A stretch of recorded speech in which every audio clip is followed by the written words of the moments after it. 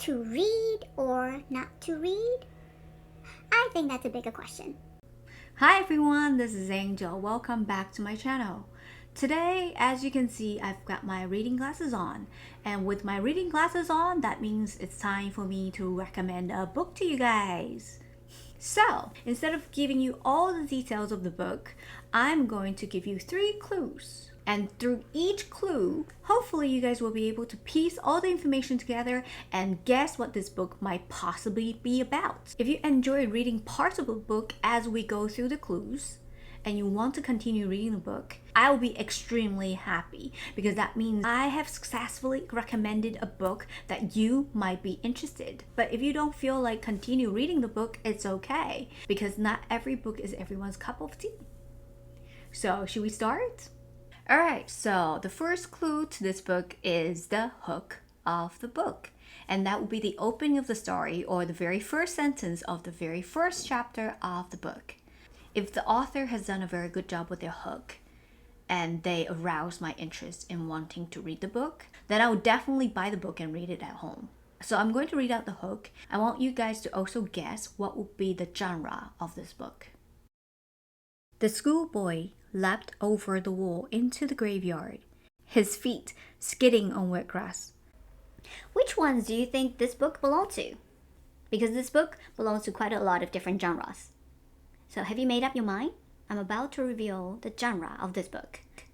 3, 2, 1. This book is listed as spine-chilling horror, fantasy and magic books, as well as action and adventure books.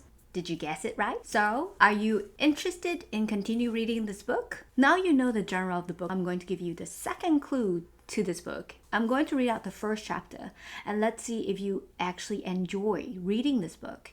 And as you read through it, I want you to guess what age group is this book aimed for. Okay? Here we go. The schoolboy leapt over the wall into the graveyard, his feet skidding on wet grass. Barely managing to keep his balance, he ran on, dodging between headstones that jutted from the ground like rotten teeth. Behind him, the creature landed in the mud, still transforming. It roared as its razor-sharp claws ripped through the black leather of its shoes and glinted in the weak sunlight. Tearing away what remained of its footwear with yellowing nails, the monster gave chase. The boy tripped and fell, banging his head on a gravestone. A flash of white filled his vision, and he was temporarily stunned. Forcing himself to stand, the schoolboy rubbed at the cut on his forehead, staring at the red liquid smeared across his fingertips. He heard a snarl. The creature was in front of him now, approaching, its eyes never leaving his own. The boy was reminded of nature programs on TV in which lions stalked their prey. He stepped back and found himself pressed against the cold marble of an ornate headstone. He was trapped. The creature screamed as its face began to push outwards, bones splintering, noisily and quickly reforming, muscles tearing, then instantly knotting together as its entire head changed shape. Strands of thick fur pushed out of every pore of its skin. The fully formed werewolf lifted its snout to the sky and howled. No, stuttered the boy. Please don't hurt me. He tried to run, but the werewolf was on him in a second, lashing out with its claws. 4 crimson lines soaked into the material of the boy's torn white school shirt as he fell to the ground once again. He pushed himself backwards across the muddy grass as the monster sniffed at the air, the scent of blood filling its nostrils. Baring its teeth, the wolf prepared to leap for its victim. Suddenly, a yapping sound distracted the creature, and it spun to see a small chihuahua bounding around its legs and nipping at its back paws. In the distance, a voice could be heard to call out, "Fluffy, here, boy!" The monster kicked the yelping dog away and turned back to its prey. As the schoolboy screamed, the chihuahua bit the werewolf hard on the leg and disappeared into the bushes. Roaring with rage, the wolf turned and raced after the dog. Do you like the story? I really do enjoy reading the story. I think the most interesting part of this chase was the description. They are words, but somehow I could actually see pictures in my head, especially the part where the boy was trying to run across the graveyard while the werewolf behind the boy was actually transforming at the same time chasing after him. For example, it roared as its razor-sharp claws ripped through the black leather of its shoes. That monster was a human being before it turned into a werewolf. And that was a very vivid description of this horrific chase. You could feel the tension as the boy was being chased by this monster. We were also sitting on edges as the boy was trying to run away from the wolves. There were so many close calls. This once the boy tripped and fell, banging his head on a gravestone. This trip and fell would slow him down, and he would be captured by this werewolf. But luckily, he escaped. I actually love reading the story of the author. I think he has done such a good job in describing this fast and furious kind of race. So, can you guess what age group this book was designed for? Again? This book is written for children aged 8 to 11 years old. The Lexile level of this book is 700. Before I give you our third and last clue, I actually have to reveal the twist that's very early on in this book, because that twist was important to help you understand this whole story. Hearing a sound on the stairs, Luke stuffed the collar under his pillow and grabbed the gamepad of his computer console, resuming his battle against the evil mechanoids. "Come in," he called in response to a quiet tap on his bedroom door. His mom entered, carrying a tray of food. Luke glanced at the meal. Vegetarian again. His parents hadn't cooked him meat for almost a year now. "Got on to the next level yet?" his mom asked, putting the tray down on the desk. Luke shook his head. "I've got rid of the robot generals, but I need to kill the overlord before I can progress to the mothership." Mrs. Watson sat down on the bed. She said nothing for a while, then softly cleared her throat. "I spoke to Stephen Black's parents. I thought Dad was going to ring them." "He's not back from work yet," explained his mom. Luke tried unsuccessfully to hide the irritation in his voice. "Figures." "Stephen told his parents he hurt his chest climbing over a barbed wire fence," said his mom. Luke concentrated on the game, silent. "Why him, Luke? You've got a few enough friends at school as it is."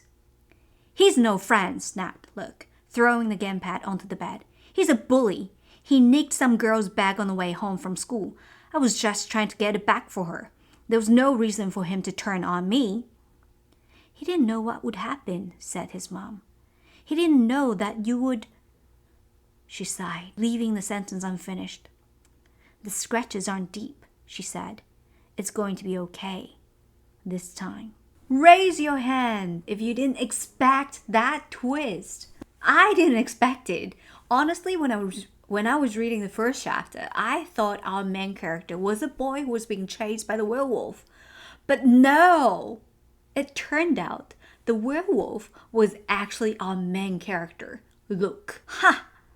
Did that twist take you by surprise? That was so unexpected. Anyway, has anyone read the book? Now here comes our third clue, and that's basically just going to reveal the book of the video, and that is Screen Street, Fan of the Vampire. And I honestly think this is such an enjoyable book to read. Even though I'm a mature adult, I still enjoy reading this book. So I think our writer, Tommy Dumoulin, has done such a good job in writing such an exciting story that has a lot of twists and turns. And I remember when I was reading the book, I was laughing from time to time because there were some part of the story that was really funny. Okay, so now it's time for the synopsis of the story. Luke was born into a small family with an abnormal gene mutation. He would turn into a werewolf whenever he became angry. With a lack of knowledge on how to nurture a werewolf, his parents could only feed him on a vegan diet, hoping to suppress the wolf within. Yet, one unfortunate day, he transformed into a werewolf right in front of a school bully and chased him around until he was stabbed by his family dog. And the following day, a group of blonde men wearing purple jumpsuit with ghoul printed across their back came into their house and moved them to Scream Street without their consent. To make matters worse, none of their neighbors was normal. They were either vampires, zombies, or mummies, and so on. Life was already difficult for Luke's parents before they moved to Scream Street, but it was getting even more complicated for the normal human to adapt themselves to a world full of magic and supernatural entities. And it's up to Luke to find a way out of Scream Street so that he can bring his parents back to the real world. Even though the book is actually categorized as spine-chilling horror, but as an adult, I don't find it scary at all. I even found some part of the book extremely funny. For example, his first encounter with his vampire friend or his school teacher who was a skeleton. They have a skeleton as the school teacher whose name was Dr. Scully. And so here is a part where he tried to take a bite of the cookie. So it says, "Right," said Dr. Scully as he munched on a cookie.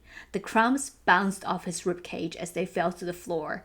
So that was like, what's the purpose of you eating that cookie if you're not going to keep it in your body? It's a waste for you to even take a bite of a cookie because you're not going to taste it or enjoy it, right? So I actually enjoy reading this book because I think this is out of the norm. Anyway, do you like the book that I recommended today? If you do, please give me a thumbs up or please give me a like and continue reading the book in your free time. Also, leave a comment below and tell me which part of the story you find funny, scary, or interesting. I would love to know too. Anyway, I will see you guys in my next video. Adios!